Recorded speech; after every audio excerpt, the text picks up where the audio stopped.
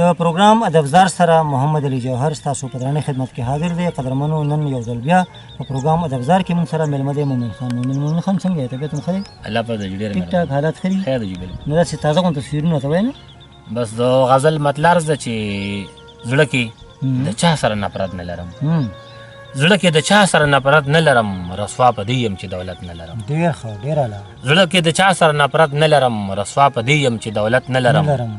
او شعر دی چې میانس کې راګیر یم د بې قدر خلکو، او میانس کې راګیر یم د بې قدر خلکو، عقل لرم بیا هم شهرت نه لرم. ډېر ښه ډېر اعلی ډېر ښه. رسوا په دې یم چې دولت نه لرم. ډېر ښه.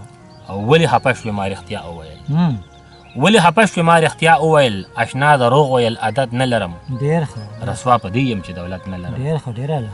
او بل شعر دی چې ما چې محفل ته ځان ته نه رابلي، ما چې محفل ته ځان ته نه رابلي، زه هم هغې باندې اجت نه لرم. ډېر ښه. رسوا په دې یم چې دولت نه لرم.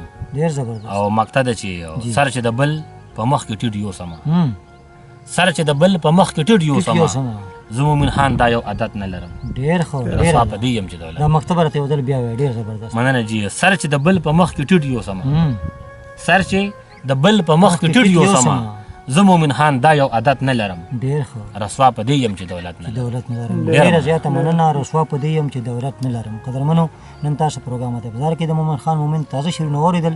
ستاسو یو جهان مننه.